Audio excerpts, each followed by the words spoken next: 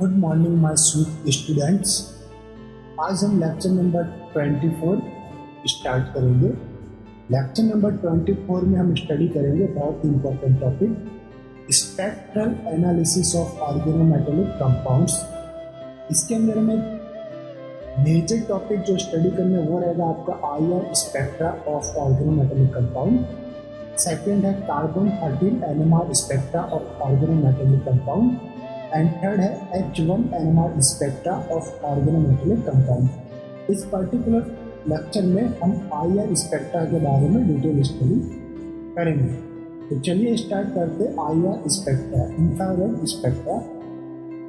अब इंफ्रारेड या IR active molecule होने के लिए नेसेसरी कंडीशन क्या है कि उस मॉलिक्यूल का dipole moment it means mu not equal to 0 होना चाहिए। एंड सेकेंड पॉइंट है कि उसके अंदर सेंटर ऑफ इन्वर्जन एब्सेंट होना चाहिए। सेंटर ऑफ इन्वर्जन को हम रिप्रेजेंट करते हैं CI से।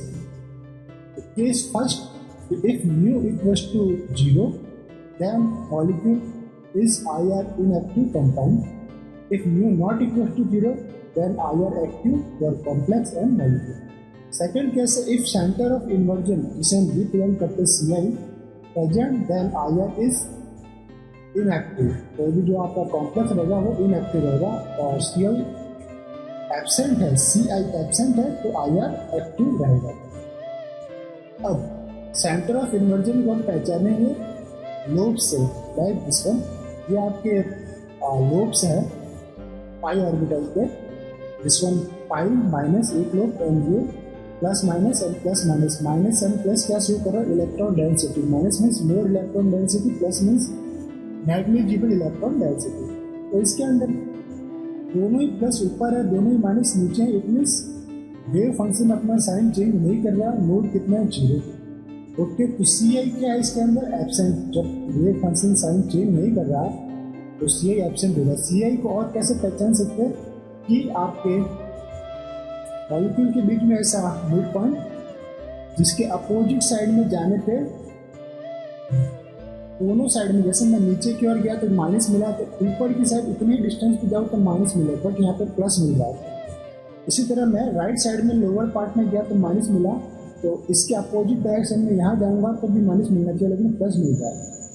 इसलिए यहाँ पे CI एब्सेंट है। बट सेकेंड नंबर केस के अंदर अगर देखो यहाँ पे, तो अगर मैं लेफ्ट लोअर पार्ट के अंदर जाता हूँ तो माइनस मुझे मिल रहा है। इसी तरह इसके opposite direction means right upper side में जाता है तो माइनस मिल रहा है। ओके, तो इस कंडीशन में CI प्रेजेंट है, इसे कहेंगे पाई जीरेट। और इसमें वेव फंक्शन अपना साइन चेंज करें, मतलब इस पॉइंट के ऊपर जो पहले प्लस माइनस था अब माइनस प्लस हो गया, तो नोड कितना है 1। तो CI अगर एब्सेंट है तो वो कहलाएगा आपका अनजीरेट और वो रहेगा आपका IR एक्टिव। अगर CI प्रेजेंट है तो वो कहलाएगा आपका जीरेट और वो रहेगा आपका IR इनएक्टिव। अब हम हमारे पास कुछ टर्म सिंबल है, like this one. Term symbols B2G, E1G, A2G, A1G, ये सारे के सारे क्या है, ऑल आर IR इनएक्टिव। जीरेट मीन्स इसके अंदर CI प्रेजेंट है और ये IR इनएक्टिव रहेगा। इसी तरह B2U, E1U, A2U and A1U, ये सारे के सारे अनजीरेट है। अनजीरेट मीन्स इसके अंदर CI एब्सेंट है और ये सारे के सारे IR एक्टिव रहेंगे। अब आपके पास कार्बोनिल कॉम्प्लेक्स जो IR फ्रिक्वेंसी हम रिकॉर्ड करेंगे वो कार्बोनिल के कारण कॉम्प्लेक्स के अंदर जो कार्बोनिल की स्ट्रेचिंग फ्रिक्वेंसी होगी उसे हम अगर रिकॉर्ड करें तो कार्बोनिल कॉम्प्लेक्स में 2 टाइप के रहेंगे। एक है आपके पास मोनोकार्बोनिल कॉम्प्लेक्स, सेकेंड है आपके पास डाइकार्बोनिल कॉम्प्लेक्स। मोनोकार्बोनिल कॉम्प्लेक्स में only 1 IR band like metal carbonyl. अगर एक ही कार्बोनिल है तो एक IR बैंड आपको प्रेजेंट होगा, ओनली 1 IR बैंड और number of IR band equals to 0। अगर आपके पास डाइकार्बोनिल कॉम्प्लेक्स है तो वो आपके पास 2 टाइप के अरेंजमेंट में रह सकते हैं, एक लीनियर और एक बैंड। अब लीनियर एंड बैंड में भी उसका पॉइंट ग्रुप क्या है उस हिसाब से उसके IR स्ट्रेचिंग फ्रिक्वेंसी चेंज होती रहती है, या IR एक्टिव हो या इनएक्टिव हो वो चेक करते हैं। देखिए अरेंजमेंट है आपके पास linear dicarbonyl complex like this one linear dicarbonyl complex में दो टाइप के एलिमेंट है, like metal attach to carbonyl attach to carbonyl. अब यहाँ पे स्ट्रेचिंग के टाइप्स कितने, एक रहता है सिमेट्रिक स्ट्रेचिंग, एक रहता है असिमेट्रिक स्ट्रेचिंग।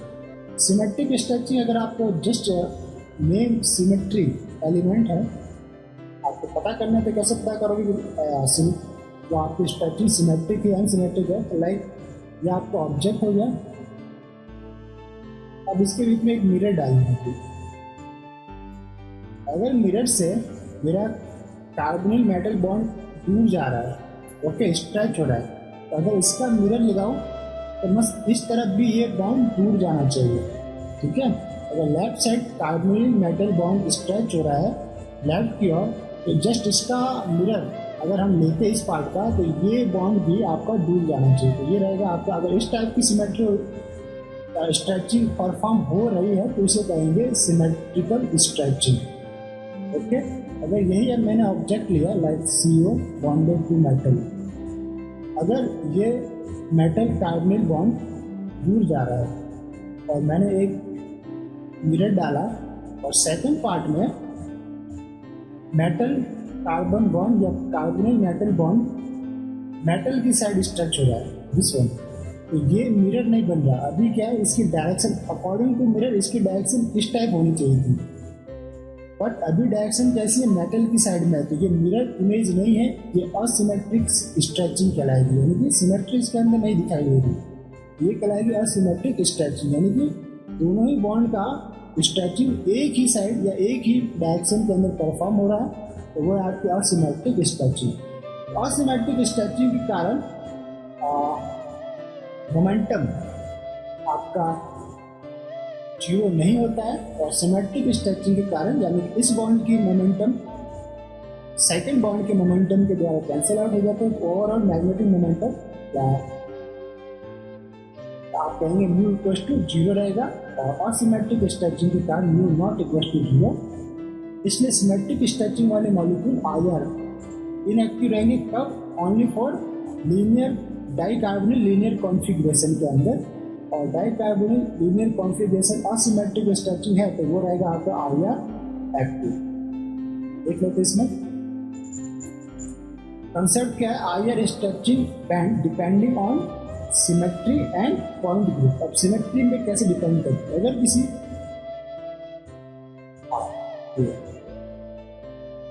लोअर सिमेट्री तो उसके लिए पॉइंट ग्रुप भी क्या रहेगा, lower point group, and high IR stretching band या नंबर ऑफ IR बैंड क्या रहेंगे, इंक्रीज रहेंगे। हाई IR स्ट्रेचिंग बैंड या number of IR band increase, आप इसे लिख सकते हैं नंबर ऑफ IR बैंड आपके रहेंगे इंक्रीज,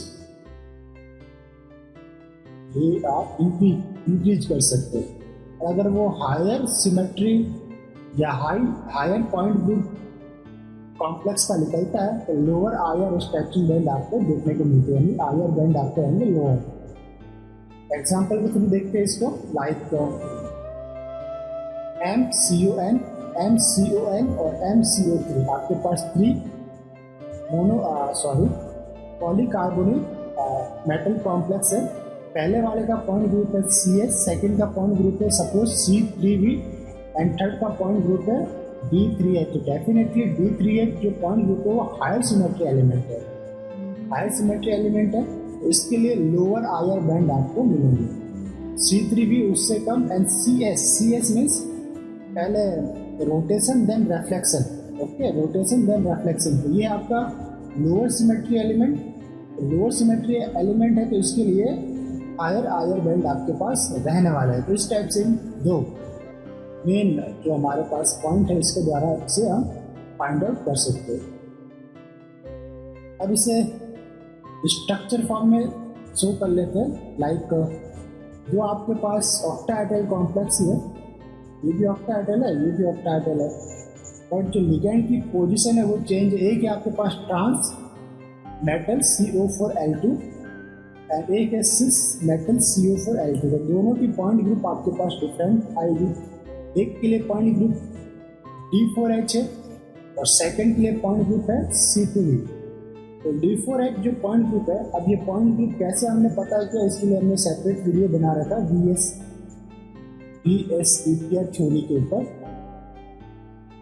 EPR उसके अंदर सारे के सारे मॉलिक्यूल के लिए पॉइंट ग्रुप निकालना बताया गया है। तो प्लीज़ उस वीडियो को आप प्रेफर कीजिए, देखिए तो आपको पॉइंट ग्रुप निकालना आ जाएगा। जनरली D4 क्यों आया? क्योंकि इसके अंदर एक प्रिंसिपल एक्सिस है जो कि है आपका 4C2 एंड 1C4 एक्सिस इसके अंदर प्रेजेंट है, इसलिए आया हमारे पास D4। और प्रिंसिपल एक्सिस के परपेंडिकुलर आपके पास मिरर प्लेन है, इसलिए आपके पास ये H यहाँ पे वर्ड आया। तो D4H हायर पॉइंट ग्रुप या हायर सिमेट्री मॉलिक्यूल है, इसलिए इसके लिए हायर स्ट्रेचिंग बैंड कितने आएंगे? Only for 1। और टर्मिनल कार्बोनिल की स्ट्रेचिंग फ्रिक्वेंसी रहती है 1900 to 2000 सेंटीमीटर इनवर्स। ओके, इसी टाइप से अगर पॉइंट ग्रुप आपके पास है C2V, तो C2V पॉइंट ग्रुप के लिए हायर स्ट्रेचिंग बैंड कितने रहेंगे इस पर्टिकुलर मॉलिक्यूल में? 4। ओके, और इसका भी जो स्ट्रेचिंग फ्रीक्वेंसी रेंज है वो रहेगा आपके पास 1900 to 2000 सेंटीमीटर इनवर्स, क्योंकि सारे के सारे टर्मिनल कार्बोनिल है, इसलिए टर्मिनल कार्बोनिल के कारण। ओके, अब है आपके पास एक बैंड डाइकार्बोनिल कॉम्प्लेक्स। ये अगर अरेंजमेंट हो गई आपके पास second arrangement bent dicarbonyl complex. इन दोनों ही कंडीशन में लाइक स्ट्रेचिंग या सिमेट्रिक स्ट्रेचिंग या असिमेट्रिक स्ट्रेचिंग, इस बॉन्ड के कारण जो स्ट्रेचिंग या बॉन्ड मोमेंटम जनरेट हो रहा है वो इस बॉन्ड को कैंसल आउट नहीं कर पाएगा। इसलिए जब कार्बोनिल बैंड कंडीशन में होता है तो उस कंडीशन में चाहे सिमेट्रिक स्ट्रेचिंग परफॉर्म हो चाहे असिमेट्रिक स्ट्रेचिंग परफॉर्म हो, आपका मोमेंटम जीरो नहीं होता है दोनों ही केस में। और दोनों ही टाइप के मॉलिक्यूल आपके IR रहते हैं, चाहे सिमेट्रिक स्ट्रेचिंग मॉलिक्यूल हो या असिमेट्रिक स्ट्रेचिंग मॉलिक्यूल हो। देख लेते हैं इसको एग्जांपल के थ्रू। लाइक हमारे पास कॉम्प्लेक्स है NiCO4 जो कि TD अरेंजमेंट के अंदर रहता है, टेट्राहेड्रल अरेंजमेंट में यह है विकल्प कार्बोनिल कार्बोनिल। अब इसके अंदर जो प्लेन के अंदर है वो है दिस कार्बोनिल विकल्प कार्बोनिल। ये आपका प्लेन से अप है और ये आपका प्लेन से डाउन है। तो पॉइंट ग्रुप क्या है?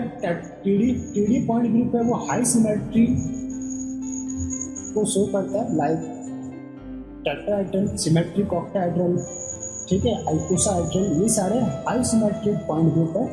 तो इसके लिए लोअर IR बैंड आपको रहेगा, और IR बैंड कितना रहेगा? 1। और सभी के सभी टर्मिनल कार्बोनिल है, इसलिए स्ट्रेचिंग फ्रीक्वेंसी आपको देखने को मिलेगी 1900 to 2000 सेंटीमीटर इनवर्स के बीच में। ये IR रेंज जो आपको देखने को मिलेगी वो रहेगी 1900 to 2000 सेंटीमीटर इनवर्स। फिर आपके पास like metal MCO4, coordination number कितना है इसमें? 4। और कोऑर्डिनेशन नंबर 4 के लिए आप तो टेट्राहेड्रल ज्योमेट्री हो सकती है स्क्वायर प्लानर, और ये पर्टिकुलर आपको दे रखा है कि स्क्वायर प्लानर है। जो भी मेटल है उसके अकॉर्डिंग इसकी ज्योमेट्री चेंज होगी, बट अभी हमने को दे रखा है स्क्वायर प्लानर, तो ये हमने शो कर दिया स्क्वायर प्लानर में। अब स्क्वायर प्लानर पॉइंट ग्रुप है, सॉरी इसका स्ट्रक्चर है, तो पॉइंट ग्रुप क्या लगेगा इसमें? D4H। ओके, यानी कि C4 एक्सिस है एंड 1 C2 एक्सिस है एंड 4 C4 एक्सिस है। तो आप ऐसा कह सकते हो कि 1 है आपका C4 एक्सिस, 4 है आपके पास C2 एक्सिस, ठीक। इसलिए ये बन गया आपका D4, और जो प्रिंसिपल एक्सिस है उसके परपेंडिकुलर आपके पास एक मिरर प्लेन है, इसलिए आप हमारे पास क्या है? तो point group D4H higher symmetric point group है, इसलिए हायर बैंड कितना आएगा? लोअर, कितना है आपके पास? 0 और सभी के सभी सिमेट्री टर्मिनल कार्बोनिल है, रेंज रहेगी 1900 to 2000 सेंटीमीटर इनवर्स। अब आपके पास एक मेटल CO6, कोऑर्डिनेशन नंबर दे रखा 6, तो कोऑर्डिनेशन नंबर 6 के लिए ज्योमेट्री आपकी ऑक्टाहेड्रल है, और सारे के सारे लिगेंड सेम है, इसलिए इसे कहेंगे पॉइंट ग्रुप है इसका सिमेट्रिक ऑक्टाहेड्रल। पॉइंट ग्रुप हम लिख सकते हैं सिमेट्रिक ऑक्टाहेड्रल। अगर कोई भी एक लिगेंड चेंज होता तो उस कंडीशन में इसका पॉइंट ग्रुप सिमेट्रिक ऑक्टाहेड्रल नहीं रहता, वो चेंज हो जाता है। अभी इसका पॉइंट ग्रुप है symmetric octahedral, higher symmetric point group है, लोअर हायर बैंड मिलेंगे और कितने मिलेंगे बैंड 1, और सभी के सभी कार्बन टर्मिनल कार्बन है, इसलिए इसका रेंज भी रहेगा 1900 to 2000 सेंटीमीटर इनवर्स। ओके, अब आपके पास जैसा कि मैं अभी बता रहा था सिमेट्रिक ऑक्टाहेड्रल में से एक लिगेंड लाइक अभी CO6 है, किसी एक CO को लिगेंड से चेंज कर दिया SN1 रिएक्शन के थ्रू, तो हमारे पास जो प्रोडक्ट मिलेगा MCO5L। ये इसका अरेंजमेंट है MCO4, ये इसका स्क्वायर के वर्टाइसिस पे, एंड एक this CO axial, and second जो L है वो है आपके पास एक्सियल, इस एक्सियल पोजीशन के ऊपर ऑक्यूपाइड है।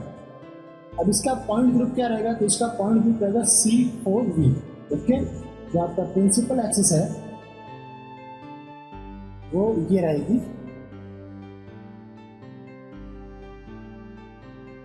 ये आपकी प्रिंसिपल एक्सिस है। तो इसके अकॉर्डिंग अगर आप C4 यानी कि 90 डिग्री से रोटेशन कराएंगे तो आपको सेम स्ट्रक्चर का मॉलिक्यूल फाइंड आउट होगा। तो C4V इसका पॉइंट ग्रुप है। अब C4V क्या बोल सकते हैं, लोअर सिमेट्रिक पॉइंट ग्रुप है, इसलिए इसके हायर बैंड कितने मिलते हैं 3, तो इसके मिलेंगे आपके पास 3 हायर बैंड। अब है आपके पास अदर, आपने क्या किया कि दो लिगेंड को L से रिप्रेजेंट कर दिया, या आप कहेंगे कि 2 कार्बोनिल लिगेंड को L से हमने रिप्लेस किया। पहले रिएक्शन करवाई SN1 लिगेंड L के साथ, तो हमारे पास प्रोडक्ट मिला MCO5L। वापस से रिएक्शन इसे प्रोसीड दी SN1 सेकेंड लिगेंड के साथ, तो हमको प्रोडक्ट मिला MCO4L2। अब इसके 2 टाइप के अरेंजमेंट आपको देखने को मिल सकती है, cis and trans.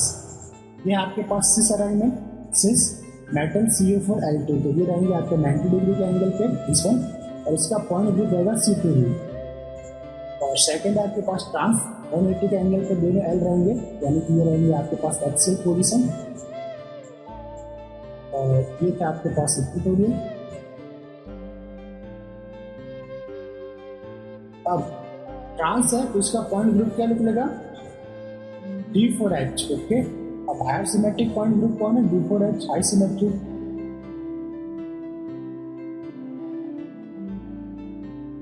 High symmetry, और ये क्या है लो सिमेट्री। लो सिमेट्री पॉइंट ग्रुप, तो आपके पास हायर बैंड क्या आएंगे हाई, कितने आएंगे 4, और high symmetry point group higher band low, कितने आएंगे 1, आपके पास बैंड आएगा हायर बैंड 1, और सभी की रेंज क्या रहेगी अप्रोक्सीमेट 1900 to 2000 सेंटीमीटर इनवर्स के बीच में ये सारे रिकॉर्ड होंगे। अब आपके पास है कि थर्ड लिगेंड या थर्ड कार्बोनिल को भी आपने L से रिप्लेस किया, तो आपके पास क्या मिलेगा मेटल CO3L3। ये 2 टाइप के अरेंजमेंट में रह सकते हैं, पहला है फेसियल, सेकंड मेरिडियनियल। देखिए ऐसा हमने लिखा हुआ है। फेसियल अरेंजमेंट में क्या रहेगा कि 3 लिगेंड एक ही फेज के अंदर एग्जिस्ट करेंगे, लाइक ये मेटल है, ये अब 6 लिगेंड है तो ऑक्टाहेड्रल जियोमेट्री तो रहेगी। अब ऑक्टाहेड्रल में भी जो 3 लिगेंड है, लाइक हाईलाइट करता हूँ 1 2 3, ये सेम फेज में अपर साइड में रहे आपके, और अदर 3 लिगेंड कार्बोनिल ये लोअर फेज में रहे। ओके, तो ये 3 अपर, ये 3 लोअर, तो फेशियल अरेंजमेंट इसे हम कहेंगे। पॉइंट ग्रुप रहेगा आपका C3V। हायर बैंड कितने निकले इसके अंदर, देखिए जब भी आपके पास M मेटल CO3L3 रहेगा तो अरेंजमेंट या तो फेशियल होगा मेरिडियनियल होगा। अभी देख लीजिए मेरिडियनियल कैसा रहेगा अरेंजमेंट, अब इसके अंदर T शेप के अंदर या T पोजीशन के ऊपर लिगेंड ऑक्यूपाइड रहते हैं, लाइक दिस वन। या आपके पास एक T है जहाँ पे आपको 3 लिगेंड ऑक्यूपाइड रहेंगे, जो भी आपके फर्स्ट लिगेंड है, लाइक L एल, और फिर आपके पास एक क्रॉस टू रहेगा लाइक दिस वन।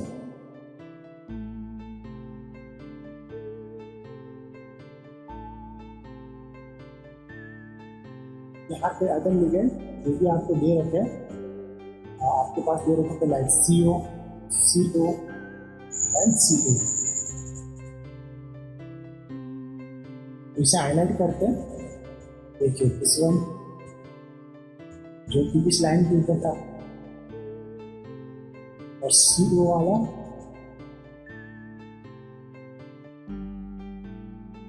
ओके। तो टी शेप में आपके पास है, ये है आपके पास मेरिडियनल अरेंजमेंट। इसका पॉइंट व्यू कहता है C2V और इसका है C3V। अब C2V और C3V का कंफ्यूजन ना हो इसलिए क्या कीजिए, आपके पास जो फेशियल है वो लिख लीजिए C3V, meridional C2V।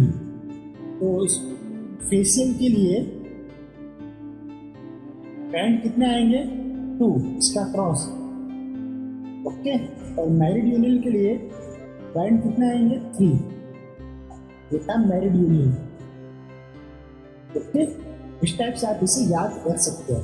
Cross section के अंदर अगर C2V पॉइंट ग्रुप है तो 3 IR बैंड, अगर C3V पॉइंट ग्रुप है तो 2 IR band, only for facial and meridional condition के अंदर।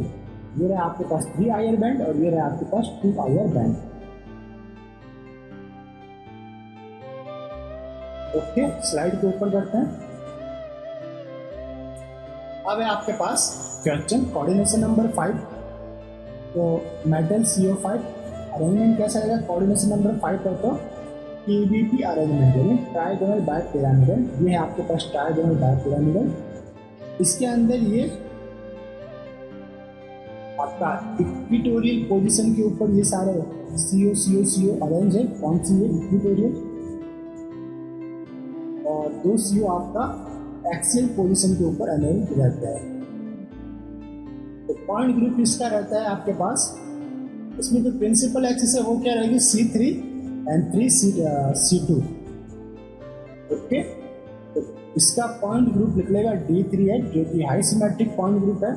तो आयर स्ट्रेचिंग बैंड कितना आएंगे इसके अंदर 2, तो आयर एक इस 2 CO के लिए और सेकंड आयर बैंड आएगा इन 3 CO के लिए जो कि सेम रहेंगे दिस एंड दिस। अब कार्बन 13 NMR सिग्नल पूछे तो वो डिपेंड करेगा टेम्परेचर पे। अगर रूम टेम्परेचर की बात करें तो मॉलिक्यूल शो करेगा फ्लक्चुएशनल बिहेवियर। क्या करेगा, फ्लक्चुएशनल बिहेवियर। इस कंडीशन में, फ्लक्चुएशनल कंडीशन में सभी कार्बोनिल आपस में इंटरचेंज होते रहेंगे। तो इसके कारण आपको ओनली फॉर एक कार्बन 13 NMR रिकॉर्ड होगा। अगर हम लोअर टेम्परेचर के ऊपर मॉलिक्यूल का कार्बन 13 NMR रिकॉर्ड करें तो लोअर टेम्परेचर पे मॉलिक्यूल रहेगा रिजिड, यानी किसी टाइप का कोई रोटेशन नहीं रहेगा। तो जो एक्सियल कार्बोनिल है और इक्विटोरियल कार्बोनिल है वो दोनों के दोनों अपने पोजीशन पे ऑक्यूपाइड रहेंगे।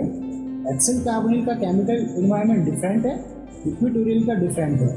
तो इन तीनों इक्विटोरियल कार्बोनिल के लिए एक आयर बैंड आएगा, NMR आएगा, एक कार्बोनिल 13 NMR आएगा, और एक्सेल के लिए एक कार्बोनिल 13 NMR आएगा। तो टोटल आया कार्बन 13 NMR कितने हो जाएंगे लोअर टेम्परेचर पे 2। ये क्वेश्चन रहता है तो इसे ध्यान से आपको देखना है। फिर है आपके पास अदर एग्जांपल या क्वेश्चन कह सकते हैं। मेटल लाइक FeCO5 कॉम्प्लेक्स की रिएक्शन करवाई आपने 2PMe3 से, तो आपके पास कॉम्प्लेक्स बना FeCO3 PMe3। इसकी अरेंजमेंट रहेगी TBP, और जो PMe3 लिगेंड है वो ऑक्यूपाइड रहेगा एक्सियल पोजीशन पे ओके। पॉइंट ग्रुप क्या देखने को मिलेगा आपके पास D3H, और आयर बैंड कितना रहेगा आपके पास ओनली 1, क्योंकि ये जो तीनों के तीनों इक्विटोरियल पोजीशन पे जो कार्बोनिल है उनका केमिकल एनवायरनमेंट सेम है, इसलिए ये एक आयर बैंड देंगे। और टर्मिनल कार्बोनिल होने के कारण इसका जो रेंज है वो रहेगा 1900 to 2000 सेंटीमीटर इनवर्स। अब आपके पास एग्जांपल है लाइक FeCO5, इसकी सिर्फ एक लिगेंड से हमने रिएक्शन करवाई तो आपके पास प्रोडक्ट मिला FeCO4L। कोऑर्डिनेशन नंबर 5 पे अरेंजमेंट TBP डेफिनेट रहेगा, ये आपके पास अरेंजमेंट हो गया जिसमें एक्सेल पोजीशन के ऊपर हमने लिगेंड को ऑक्यूपाई करवाया। ओके, ये था एक्सेल। पॉइंट ग्रुप क्या लिख लेगा इसका, तो पॉइंट ग्रुप लिख लेगा अदर। अगर हमने एक बार एक्सेल पोजीशन के ऊपर इसे ऑक्यूपाइड करवाया, सेकंड टाइम इक्वेटोरियल पोजीशन के ऊपर इसे निकालते हैं, दैट्स इट।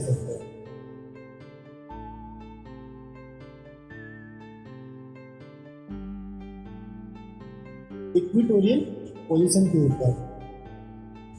ओके, तो अगर ये एक्सेल के ऊपर है तो पॉइंट ग्रुप लिख लेगा C S. C S means पहले रोटेशन, देन आफ्टर रिफ्लेक्शन। तो आपके पास यही मॉलिक्यूल पॉइंट ग्रुप क्या कहलाएगा, सी एस। पहले आप रोटेशन करवाइए 60 डिग्री, देन आप रिफ्लेक्शन करवाइए। रोटेशन आपको करवाना है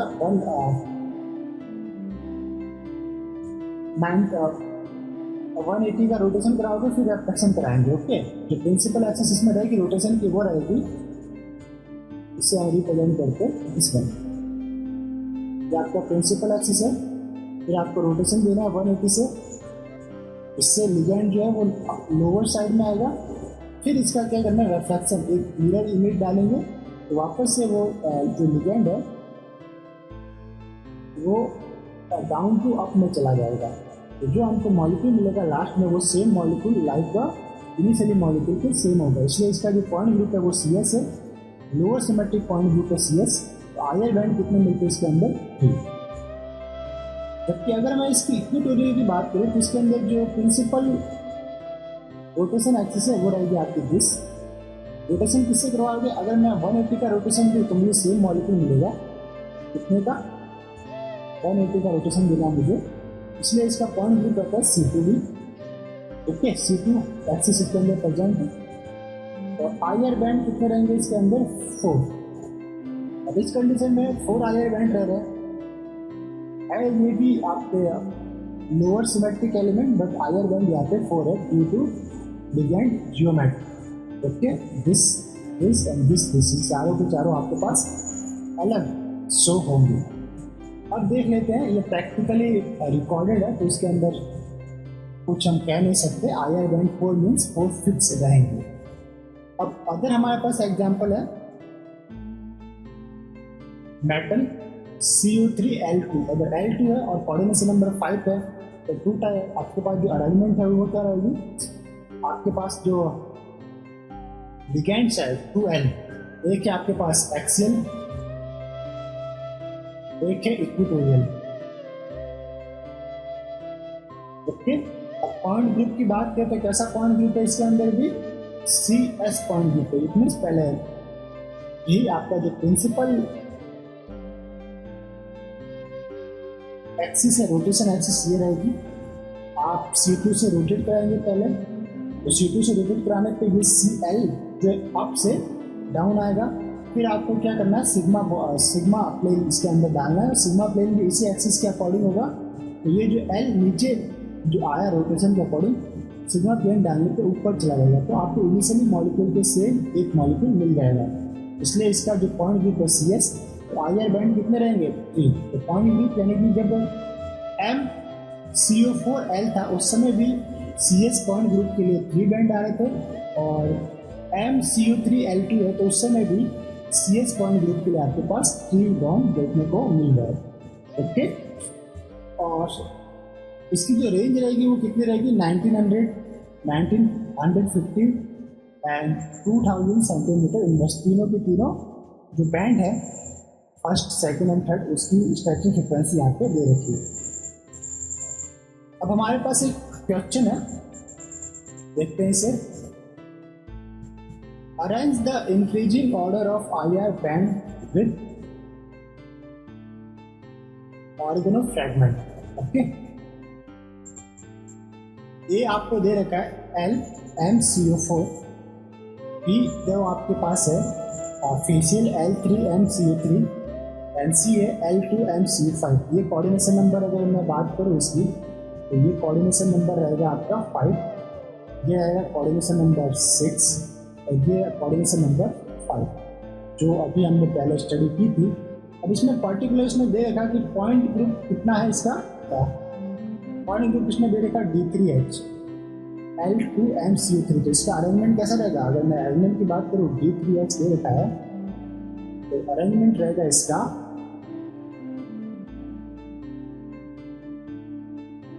या आपके 3CO इक्वेटोरियल एंड 2L आपके पास एक्सियल, इसलिए इसका पॉइंट ग्रुप है D3H। हायर पॉइंट ग्रुप है तो डेफिनेटली अपने को पता है कि इसका जो बैंड है, हायर बैंड कितना आएगा, ओनली फॉर 1। इसी कारण ये तीनों के तीनों कार्बोनिल सेम केमिकल एनवायरनमेंट में है। अब हम फेसियल L3MCO3 की बात करते हैं तो इसका स्ट्रक्चर कैसा रहता है? इसका स्ट्रक्चर आपके पास समथिंग इस टाइप से रहेगा। फेसियल है तो पहले तो मैं कोऑर्डिनेशन नंबर 6 है, तो कोऑर्डिनेशन नंबर 6 के लिए ज्योमेट्री कैसी रहती है आपके पास? ऑक्टाहेड्रल, तो ऑक्टाहेड्रल ड्रॉ कर लीजिए। अब फेसियल दे रखा तो सेम फेस में, लाइक जो सेम फेस है, मैं सपोज ये ले लेता हूँ, इन सेम फेस में आपके पास 3 सेम लिगेंड और इस सेम फेस में, लोअर सेम फेस में 3 सेम लिगेंड आएंगे लाइक दिस। ऊपर के फेस के ऊपर सपोज कार्बोनिल और नीचे के फेस के ऊपर लिगेंड। तो इसका पॉइंट ग्रुप क्या होगा फेसियल के लिए? C2V। और जब C2V पॉइंट ग्रुप होता है तो बैंड कितने आते हैं आपके पास? 3 हायर बैंड आते हैं। तो C2V, सॉरी, ये फेसियल के लिए C3V आएगा। पॉइंट ग्रुप क्या आएगा? C3V। कैसे पता रहा? तो तीनों के तीनों 3 एक सेम साइड में इसलिए रहेगा C3V।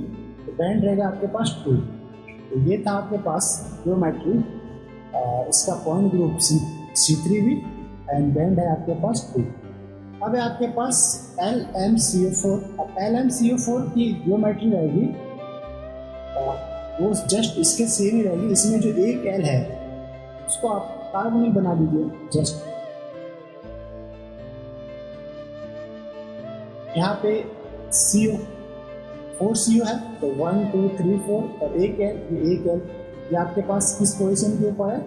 एक्सियल। तो इसका जो पॉइंट ग्रुप है वो क्या रहेगा? CS, यानी कि rotation then reflection. CS point group है वो लोअर सिमेट्रिक पॉइंट ग्रुप है और इसके लिए जो बैंड रहेंगे वो रहेंगे आपके पास 3 बैंड। ठीक, तो इसने क्या पूछा था कि increasing order of higher band. तो concept lower symmetric higher band, तो लोअर सिमेट्रिक CS वाला था। तो CS हायर बैंड ऑर्डर कौन सा रहेगा आपका? CS के लिए देन C3V देन D3H। तो A कॉम्प्लेक्स के अंदर बैंड ज़्यादा रहेंगे compare to B compare to C। याद रहेगा आपका आंसर। अब हम देख लेते हैं नेक्स्ट एग्जांपल हमारा, या क्वेश्चन पढ़ लेते हैं। Arrange the increasing order of carbonyl frequency. A complex है आपके पास फेसियल, लेकिन सारे के सारे फेसियल ही है। चेन क्या हो रहा है इसमें देखिए, MoCO3 MoCO3 MoCO3 ये सभी के सभी सेम है। और चेंज हो रहा है आपके पास nature of ligand like PMe3 POPH3 PF3 PCl3, यानी कि नेचर ऑफ लिगेंड। एक है आपके पास इलेक्ट्रॉन डोनर लिगेंड और अदर है आपके पास इलेक्ट्रॉन विथड्रॉइंग लिगेंड। तो जनरली होता है क्या है कि सभी के लिए पॉइंट ग्रुप भी क्या रहेगा? C3V रहेगा। हायर बैंड कितने रहेंगे? जब पॉइंट ग्रुप C3V है फेसियल अरेंजमेंट में तो हायर बैंड रहेंगे 2। ये तो आपका रहेगा कॉमन। अब हमें increasing order of carbonyl structuring frequency बताना है। तो ठीक है, कॉन्सेप्ट क्या था हमने लिखा हुआ है यहाँ पे सारा, कि अगर पाई एक्सेप्टर लिगेंड ऑर्डर हमें ड्रॉ करें तो PF3 is greater than PCl3 is greater than POPH3 is greater than PMe3, यानी कि PMe3 इलेक्ट्रॉन डोनेटिंग की तरह काम करेगा और PF3 इलेक्ट्रॉन विथड्रॉइंग की तरह काम करेगा। तो एक मैंने आपको फॉर्मूला याद बताया था, बॉब्स µs upon BB/BL। According to this stretching frequency inversely proportional to back bonding. अगर आपके मेटल के पास इलेक्ट्रॉन डेंसिटी कम होगा तो बैक बॉन्डिंग आपकी कम रहेगी और स्ट्रक्चरिंग फ्रीक्वेंसी हाई रहेगी। और इलेक्ट्रॉन डेंसिटी कब कम होगा मेटल के पास? जब वो मोर इलेक्ट्रॉन विथड्रॉइंग लिगेंड से जुड़ा हुआ होगा। तो इलेक्ट्रॉन डेंसिटी कम होगा मेटल के पास जब वो मोर इलेक्ट्रॉन विथड्रॉइंग लिगेंड से जुड़ा हुआ होगा। तो यही है कि पाई acceptor ligand increase like PF3 है वो, तो metal carbonyl back bonding decrease. ऐसा क्यों हो रहा है? क्योंकि PF3 इलेक्ट्रॉन डेंसिटी मेटल से कम करेगा, this PF3 electron density metal से कम कर रहा है। अब इलेक्ट्रॉन डेंसिटी कम कर रहा है तो ये जो बैक बॉन्डिंग है कार्बोनिल के साथ वो क्या रहेगी? लोअर, इसलिए बैक बॉन्डिंग लोअर और ओवरऑल स्ट्रेचिंग फ्रीक्वेंसी आपकी रहेगी हाई। इसी तरह अगर डोनर लिगेंड इंक्रीज होते हैं like metal attach to PMe3, तो ये क्या करेंगे? इलेक्ट्रॉन डेंसिटी मेटल के ऊपर इंक्रीज करेंगे, तो ये कार्बोनिल के ऊपर बैक बॉन्डिंग बढ़ाएंगे, तो back bonding increase, this one stretching frequency get lower. तो स्ट्रेचिंग फ्रीक्वेंसी अगर हमें पेयर मैच करना है तो ए कॉम्प्लेक्स जिसके अंदर PMe3 है ligand, it means very good electron donor है, तो उसके लिए स्ट्रेचिंग फ्रीक्वेंसी सबसे लोअर रहेगी, वो है आपके पास 1900 to 1880 सेंटीमीटर इनवर्स। ठीक, और यह आपका एक ले लेते हैं हम, ये वाला सी कॉम्प्लेक्स, और एक है हमारे पास ई। कंपैरेटिव स्टडी कर लेते ए। अब सी कॉम्प्लेक्स में क्या था कि लिगेंड कैसा है? गुड इलेक्ट्रॉन विड्रॉइंग, यानी स्ट्रॉन्ग इलेक्ट्रॉन विड्रॉइंग बोल सकते हैं PF3। तो बैक बॉन्डिंग सबसे लोअर रहेगी इसके अंदर, स्ट्रेचिंग फ्रीक्वेंसी सबसे हाई, वो है आपके पास 2100 to 2000 सेंटीमीटर इनवर्स। अब इसके जस्ट नीचे आएगा PCl3, इसकी जो स्ट्रेचिंग फ्रीक्वेंसी है वो जस्ट इससे लोअर रहेगी 1900 to 2000 सेंटीमीटर इनवर्स। और फिर इससे भी कम स्ट्रेचिंग फ्रीक्वेंसी रहेगी OPS3 की, वो रहेगी 1900 to 1950 सेंटीमीटर इनवर्स, और सबसे कम रहेगी 1900 to 1880 सेंटीमीटर इनवर्स, जिसमें PMe3 good electron donor ligand present था। तो ये क्वेश्चन हुआ सॉल्व।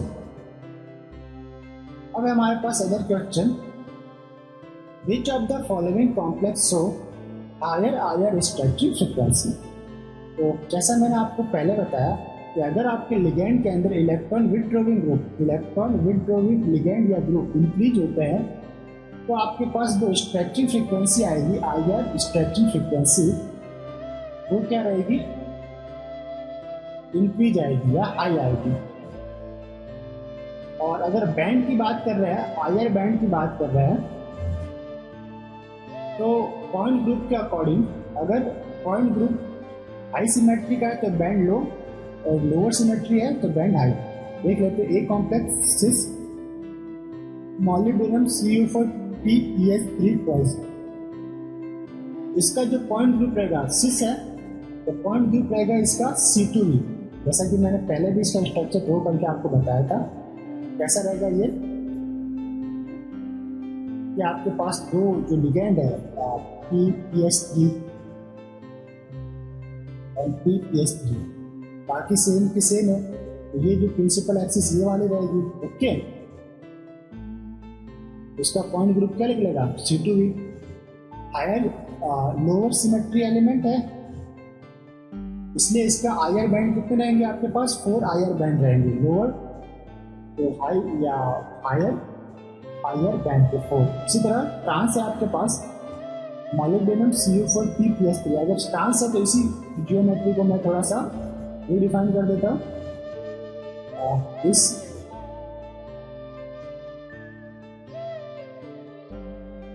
ट्रांस में जो अदर जो लिगेंड है PPS3 वो कहाँ पे रहेंगे आपके पास?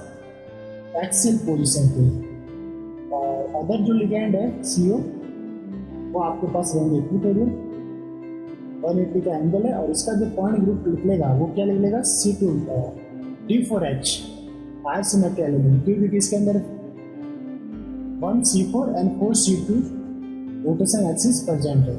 तो D4H हायर सिमेट्री एलिमेंट है, तो इसके लिए जो बैंड मिलेंगे वो क्या मिलेंगे? Only for 1 higher band. फिर आपके पास फेसियल मॉलिब्डेनम CU3PPS3, जैसा कि स्ट्रक्चर मैंने इसके पहले ही बताया था। फेसियल के लिए पॉइंट ग्रुप रहता है C3V, और C3V है तो क्रॉस सेक्शन कर लीजिए, ये था आपका C3V और एक था C2V। तो C3V के लिए 2 बैंड और C2V के लिए 3 बैंड, तो C3V है तो 2 बैंड मिलेगा।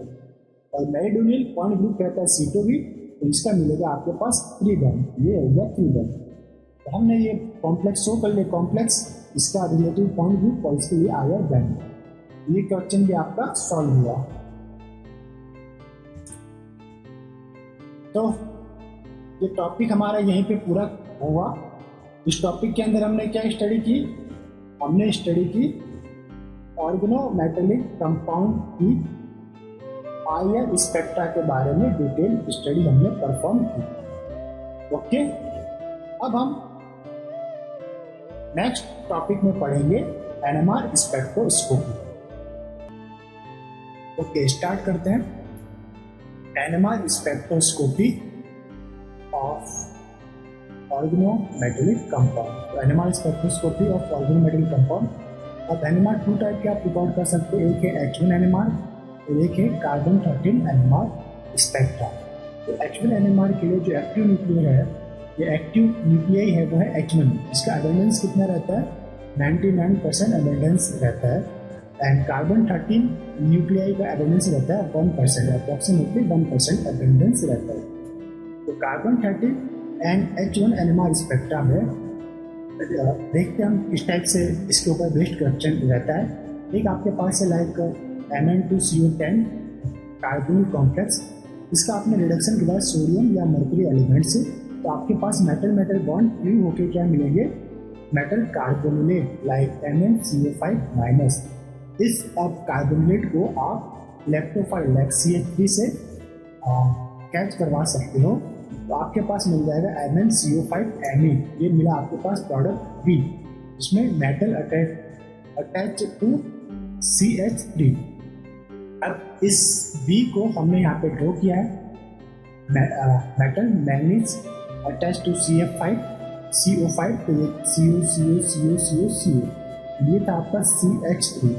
अब यहाँ पे क्या था कि मोर इलेक्ट्रॉन डेंसिटी रहता है, कार्बन अटैच टू मेटल, तो कार्बन के ऊपर नेगेटिव चार्ज, तो नेगेटिव चार्ज होने के बाद मोर इलेक्ट्रॉन डेंसिटी, इसलिए डेल्टा वैल्यू क्या रहेगी आपकी? लोअर जाएगी, शिल्डिंग रीजन में आपको देखने को मिलेगी। ओके, अगर हम एक कार्बोनिल 13 का एंटर इसके अंदर करवा रहे हैं तो अब क्या होगा? पहले इस CH3 का 1-2 माइग्रेशन ऑन कार्बोनिल होगा और आपको मिलेगा असाइल ग्रुप इसमें। और जो वैकेंट साइट जनरेट होगी उस वैकेंट साइट में कौन आएगा? कार्बोनिल 13। ये भी आपका 18 इलेक्ट्रॉन प्रोडक्ट है। अब प्रोडक्ट को डिफरेंशिएट कैसे करेंगे? तो इस प्रोडक्ट नंबर C के लिए H1 एनएमआर की वैल्यू अलग आएगी और प्रोडक्ट B में वो वैल्यू अलग आएगी। तो देख लेते हैं प्रोडक्ट B। सबसे पहले इसकी बात करते हैं। कार्बन 13 एनएमआर स्पेक्ट्रा, इसमें कितने रहने वाले हैं? तो कार्बन 13 एनएमआर स्पेक्ट्रा की वैल्यू आएगी -28 to 23 ppm के बीच में। ओके, एक सिग्नल आपको मिलेगा कि सभी के सभी कार्बोनिल सेम केमिकल एनवायरनमेंट में आप इसे कंसिडर कर पाएंगे। तो H1 एनएमआर की बात करें तो जो आपकी वैल्यू आएगी वो रहेगी 0.9 to 1.0 ppm के बीच में, जो कार्बन से अटैच्ड है। और आईआर बैंड कितने रहेंगे इसके अंदर? 4। क्यों? क्योंकि इसकी जो सिमेट्री है वो रहेगी C2V। कैसी रहेगी? C4V। ओके, या बस C2V या C4V सिमेट्री रहेगी, तो इसके लिए आईआर बैंड आएंगे आपके पास 4। Lower symmetry higher IR band, higher symmetry lower IR band, इस टाइप से याद रखिए। अब हमारे पास प्रोडक्ट है C प्रोडक्ट हमने यहाँ पे ड्रॉ किया है। Metal attach to acyl group attach to carbonyl 13 and then remaining के 4 carbonyl as this.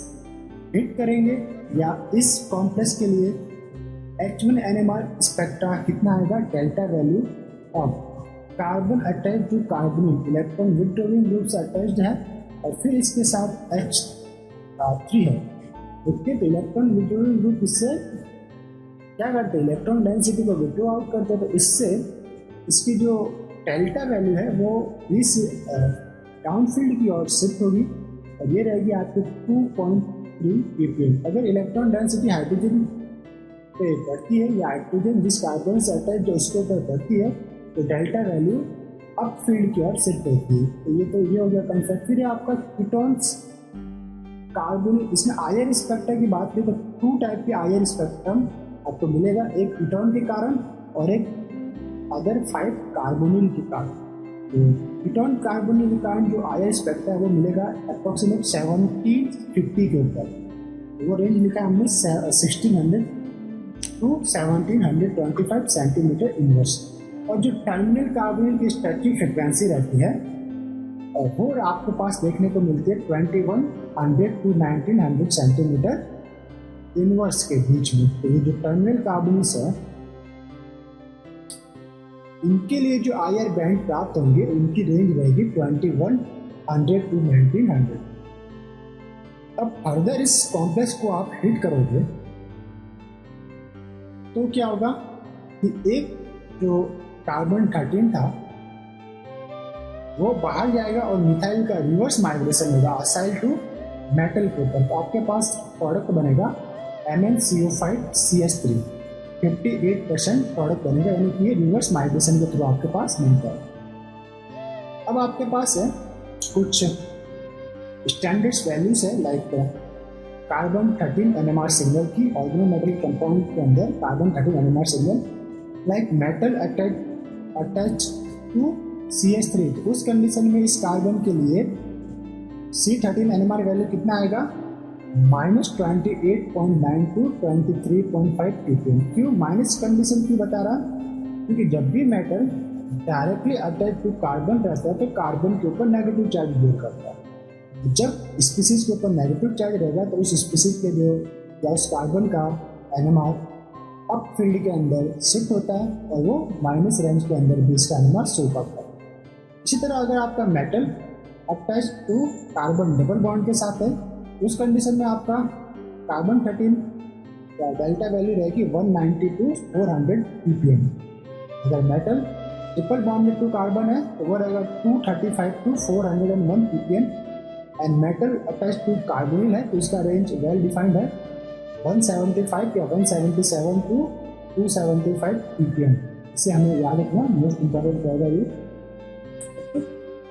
Metal attach to carbonyl तो 177 to 275 ppm। अगर आपके पास metal attach to CP ring है तो CP रिंग में पांचों के पांचों कार्बन से इसकी सेम एफिनिटी या बाइंडिंग आपको शो करेगी। तो वो रहेगा आपके पास डायमैग्नेटिक इन नेचर और ये जो वैल्यू रहेगी 68 ppm पर वैल्यू रहेगी। अगर कब जब जो आपका कॉम्प्लेक्स है डायमैग्नेटिक है, अगर कॉम्प्लेक्स आपका पैरामैग्नेटिक है अनपेयर्ड इलेक्ट्रॉन है तो उस कंडीशन में ये वैल्यू चली जाएगी 790 to 1430 ppm। तो ये काफ़ी ज़्यादा चली जाती है जब अनपेयर्ड इलेक्ट्रॉन प्रेजेंट रहता है।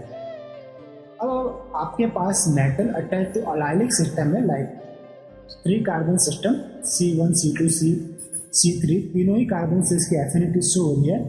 उस कंडीशन में अगर ये सील्डिंग रीजन में है तो है इसके पास वैल्यू 45 to 79 ppm। अगर ये डी सील्डिंग रीजन में है ये वाला कार्बन आपका क्या कहलाएगा सील्डिंग रीजन में, तो ये रहेगा आपका 75 to 79। और डी सील्डिंग रीजन में है तो 91 to 129 ppm के बीच में इसकी वैल्यूज आती है। अब हमारे पास है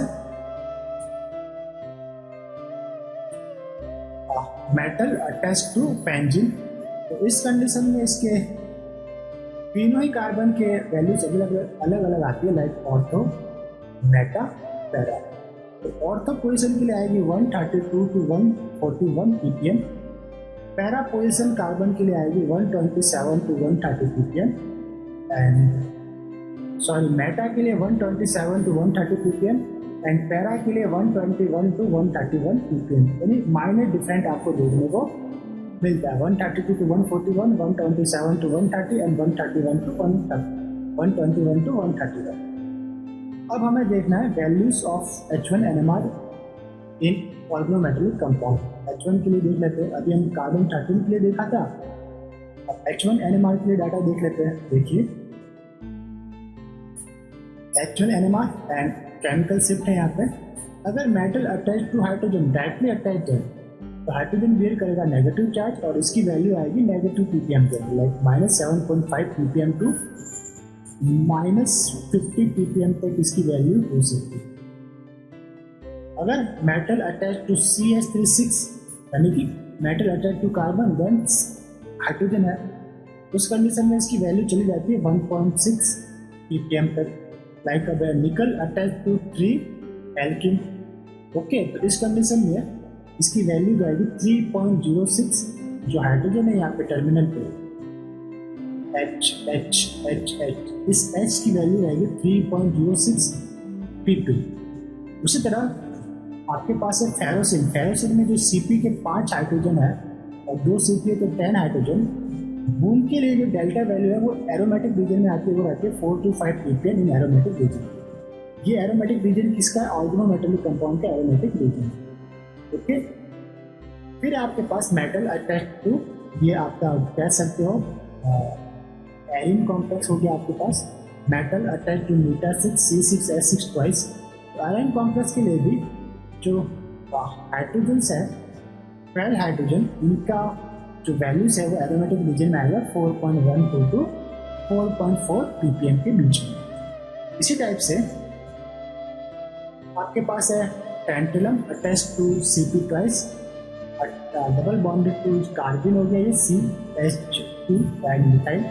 इसके अंदर इस कार्बन से जुड़े हुए हाइड्रोजन के वैल्यूज रहेगी। H1 NMR डाटा कितना आएगा इसका? 10.22 ppm तक आएगा, 10.2। हाईली ये कैसा रहता है? डाउन फील्ड रीजन के अंदर है, डाउन फील्ड। इसी तरह क्वेश्चन है आपके पास एक like metal carbonated sodium MnCO5, ये हो गया मैग्नीज कार्बोनिलेट। अब इसकी रिएक्शन जो है आपने एसिड से H3O+ से, तो क्या होगा? H+ को ये कैच करेगा और आपके पास बनाएगा मेटल हाइड्राइड कॉम्प्लेक्स CO5MnH। ये था आपका मेटल हाइड्राइड कॉम्प्लेक्स। अब इस मेटल हाइड्राइड कॉम्प्लेक्स का अगर आप H1 NMR रिकॉर्ड करेंगे तो ये मिलेगा आपको हाईली सिल्डिंग रीजन में। इट मीन्स नेगेटिव साइड भी इसकी वैल्यू मिल सकती है। H1 NMR ऑफ H इस पर्टिकुलर हाइड्रोजन की कितनी आएगी? इस पर्टिकुलर हाइड्रोजन की आपको देखने को मिलेगी -7 to -9 ppm के बीच।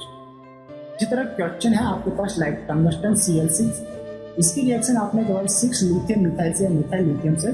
ये मिथाइल लिथियम का जो Me है वो क्या बियर करेगा? माइनस चार्ज, और ये 6 के 6 Cl को 6 Me से रिप्लेस हो जाएंगे, तो आपके पास मिलेगा टंगस्टन Me6 यानी alkyl metal complex. Coordination number कितना है इसके अंदर? 6। और टंगस्टन रहेगा आपका D0 कॉन्फिगरेशन के अंदर, टंगस्टन 6 ऑक्सीडेशन नंबर इसका रहेगा। और जो इसका स्ट्रक्चर रहेगा वो रहेगा आपका ट्राइगोनल प्रिज्मेटिक, यानी दिस वन, एक ट्राइगोन और नीचे एक दूसरा।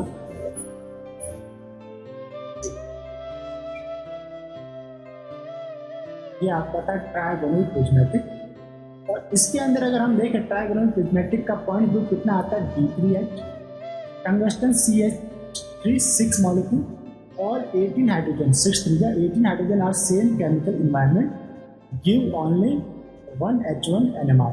और चूंकि ये मेटल कार्बन हाइड्रोजन है, right, metal attach to carbon, अब इसके ऊपर नेगेटिव चार्ज बियर करेगा, फिर जाके हाइड्रोजन अटैच है, इसलिए जो हाइड्रोजन की वैल्यूज है वो कितना आएगी? 0.9 ppm के बीच में रहेगी। और अगर हम कार्बन 13 की बात करें, कार्बन 13 नेगेटिव साइड में जाएगा। क्यों? क्योंकि ये मेटल जो है डायरेक्टली कार्बन से अटैच्ड है। इस कंडीशन में ये हाईली सिल्डिंग रीजन में, इसमें ये सिल्डिंग, वो भी हाईली सिल्डिंग रीजन में एग्जिस्ट करता है, इसलिए ये रहेगा आपका -28 to -23 ppm, ओके। तो कार्बन 13 NMR सिग्नल एक सिग्नल आएगा और वो रहेगा -28 to -23 ppm। इसी तरह आपके पास अदर क्वेश्चन है, चेक करते हैं। मैग्नीज CO5 मीन्स मेटल कार्बोनिलेट, इसकी रिएक्शन करवाएंगे अलाइलिक ब्रोमाइड से। ये चार्ज यहाँ ट्रांसफर, ये बॉन्ड यहाँ पे और ये बाहर, तो आपको मिल गया CO5Mn और ये एक्टिविटी रहेगी इसकी पर, ओके। अगर हम इसे फर्दर हिट करें तो एक CO आपका बाहर जाएगा और ये जो अलाइन का सिस्टम है वो हेप्टासिटी 1 से हेप्टासिटी 3 में चेंज हो जाएगा। तो ये बन गया आपका एक CO बाहर CO4Mn, ये अलाइनिक सिस्टम मीटा 3। ओके, अब इसकी हमें पता करना है H1 NMR डाटा। तो देखते हैं, metal attach to CH2 attach to CH attach to CH3। अब मेटल की इसकी lower temperature as well as higher temperature है, दोनों पे H1 NMR डाटा डिफरेंट आएंगे। तो H1 NMR at low temperature पे सिस्टम कैसा बिहेव करेगा, रिजिड फ्लक्चुएशनल बिहेवियर शो नहीं करेगा, इसलिए इन दोनों के स्पेक्ट्रा अलग आएंगे, सिग्नल अलग आएंगे, इन दो हाइड्रोजन के अलग और इस पर्टिकुलर एक हाइड्रोजन का अलग, यानी कि 3 सिग्नल आपको देखने को मिलेंगे 2⁻⁴ में। अगर आपका हाई टेम्परेचर अगर रहता है तो मॉलिक्यूल आपका फ्लक्चुएशनल बिहेवियर शो करेगा, इससे ये जो 4 हाइड्रोजन है, ये 4 हाइड्रोजन रैपिडली एक्सचेंज होते रहेंगे और इस 4 हाइड्रोजन के कारण आपको सिर्फ 1 सिग्नल मिलेगा। तो ये 4 हाइड्रोजन के कारण 1 सिग्नल और ये जो मिड वाला हाइड्रोजन है उसके कारण 1, तो टोटल 2 सिग्नल आपको देखने को मिलेंगे। और कार्बन 13 NMR सिग्नल कितने होंगे, इस कार्बन और ये कार्बन दोनों सेम केमिकल एनवायरनमेंट में रहेंगे तो इसके कारण 1 सिग्नल और ये मिड कार्बन के कारण 1 सिग्नल, यानी टोटल आपको 2 कार्बन 13 NMR सिग्नल देखने को मिलेंगे। और टर्मिनल कार्बन के कारण जो वैल्यूज रहेगी कार्बन 13 की वो रहेगी 46 to 79 ppm। ऐसा क्यों, क्योंकि ये जो है टर्मिनल कार्बन वो शील्डिंग रीजन में है और ये डीशील्डिंग रीजन में।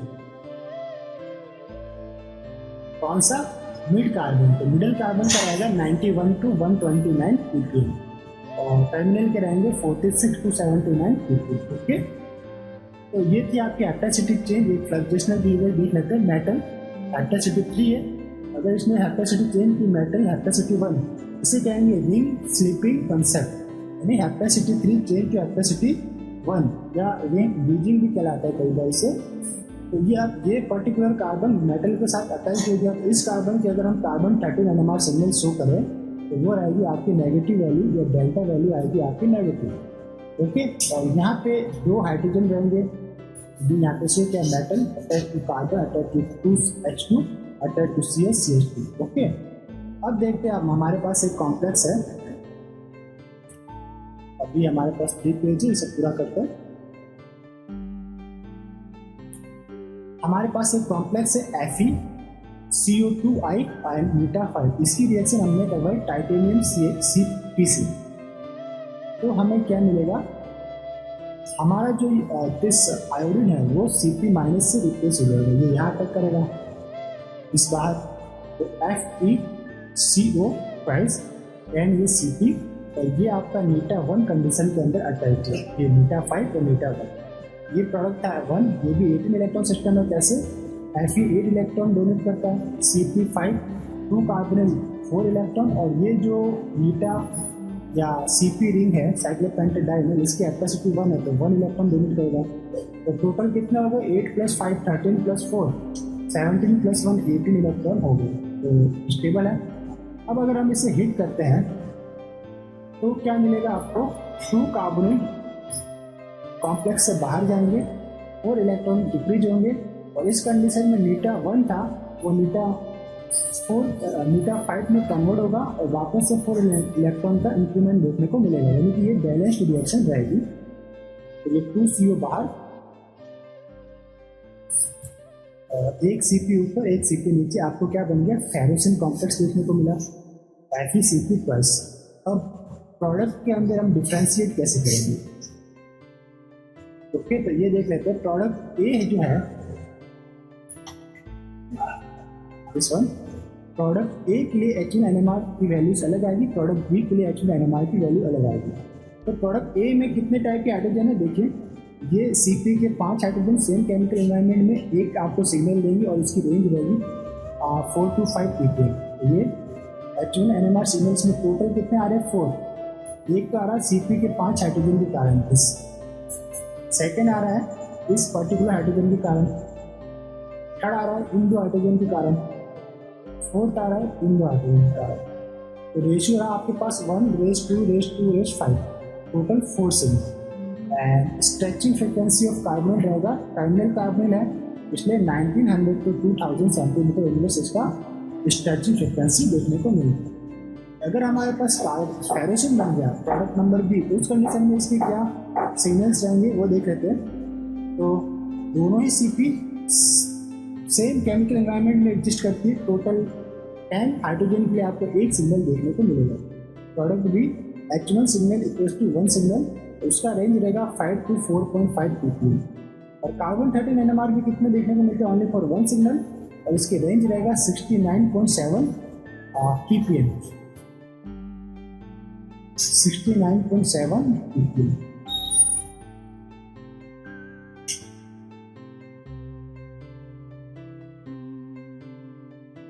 Okay, like this one.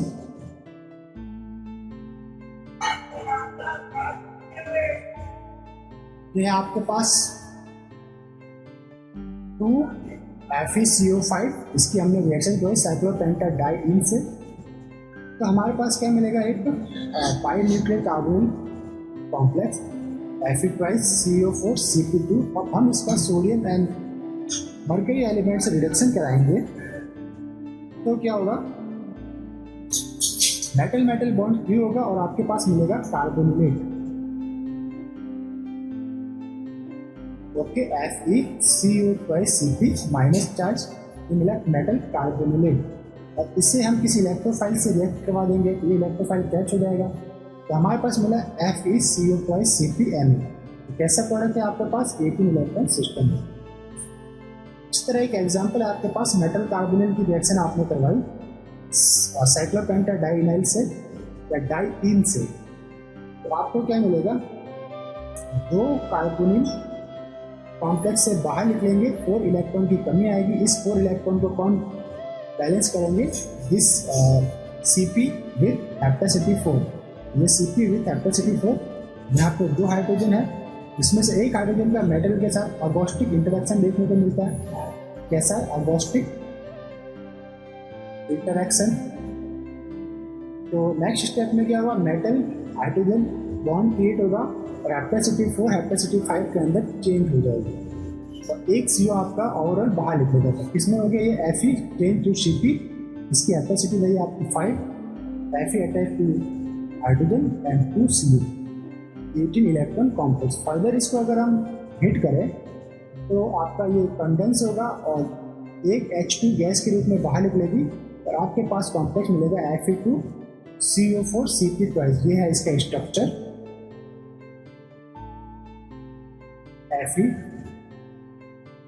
Fe और ये ब्रिजिंग मोड के ऊपर 2 कार्बोनिल, एंड देन आपके पास अलग डायरेक्शन में, अगर ये Cp ऊपर है तो यहाँ पे ये Cp क्या होगा, नीचे।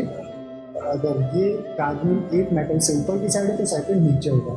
इस टाइप से मिलेगा आपको ट्रांस सेंट्रोसिमेट्रिक स्ट्रक्चर देखने को मिलेगा, जिसे आप इस टाइप से भी ये फ्लिप कर सकता है, like this to metal, this to bridging carbonyl and this to Cp and this to carbonyl terminal carbonyl. ये था cis non centre of symmetric structure. ये सेंटर ऑफ सिमेट्रिक क्यों क्या रहते हैं, इसके बीच में एक पॉइंट है, अगर इससे मैं अपर साइड में जाता हूँ तो कार्बोनिल मिलता है, लोअर साइड में भी कार्बोनिल। अगर मैं राइट लोअर में जाता हूँ तो मुझे Cp मिलता है, अप लेफ्ट अप में जाता हूँ तो मुझे Cp मिलता है, डाउन में जाता हूँ तो CO, अप में जाता हूँ तो CO। इट मीन्स इसमें क्या पॉइंट है, Ca centre of immersion point, इसलिए हमने कहा इसे सेंट्रोसिमेट्रिक स्ट्रक्चर, और नीचे वाला है नॉन सेंट्रोसिमेट्रिक स्ट्रक्चर। देखते हैं, due to cis trans rapid isomerization only 1 IR band of carbonyl are so, आपको ओनली एक IR बैंड आपको देखने को मिलेगा। ओके,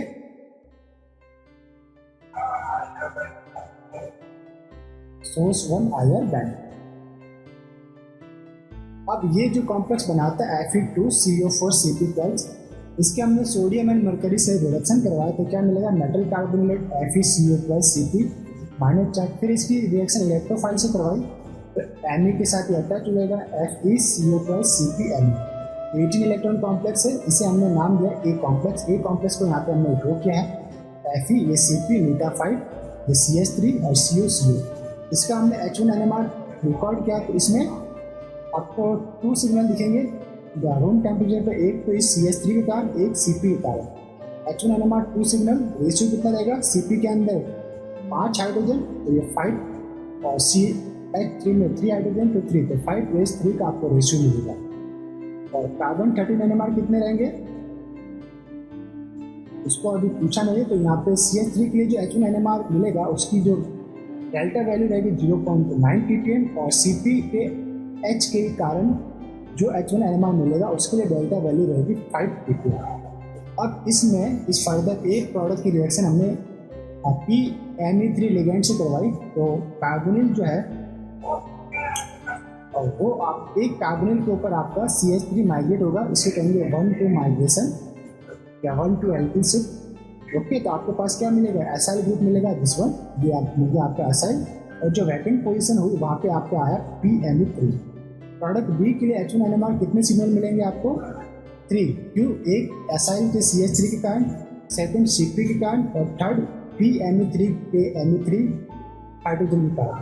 तो टोटल H1NMR 3 सिग्नल। Cp के कारण जो वैल्यूज रहेगी 5 हाइड्रोजन की वो रहेगी डेल्टा 5 ppm।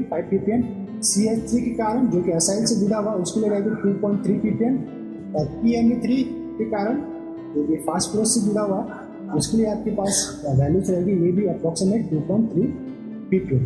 और जो कार्बोनिल है, 2 टाइप के कार्बोनिल है आपके पास, एक है टर्मिनल कार्बोनिल और एक है आपके पास कीटोनिक कार्बोनिल। तो 2 आपके पास हायर स्पेक्ट्रा मिलेंगे, एक कीटोनिक ग्रुप के कारण जो कि 1750 इसका वैल्यूज रहता है और रेंज रहेगा 1700 to 1600 सेंटीमीटर इनवर्स के बीच में, और एक मिलेगा आपके पास टर्मिनल कार्बोनिल के कारण जिसका आपके पास रेंज रहता है 1900 to 2100 सेंटीमीटर इनवर्स। तो ये था आपके पास आयर बैंड्स, ये था आपके पास H1NMRs। ओके, तो इस टाइप से इस टॉपिक को यहीं पे ख़त्म करते हैं। इस टॉपिक के अंदर हमने क्या स्टडी किया, कार्बन 13 NMR स्टडी की हमने एंड H1NMR के बारे में स्टडी की। तो मिलते हैं नेक्स्ट लेक्चर में, तब तक के लिए हैव ए नाइस डे, खुश रहिए, मुस्कुराते रहिए।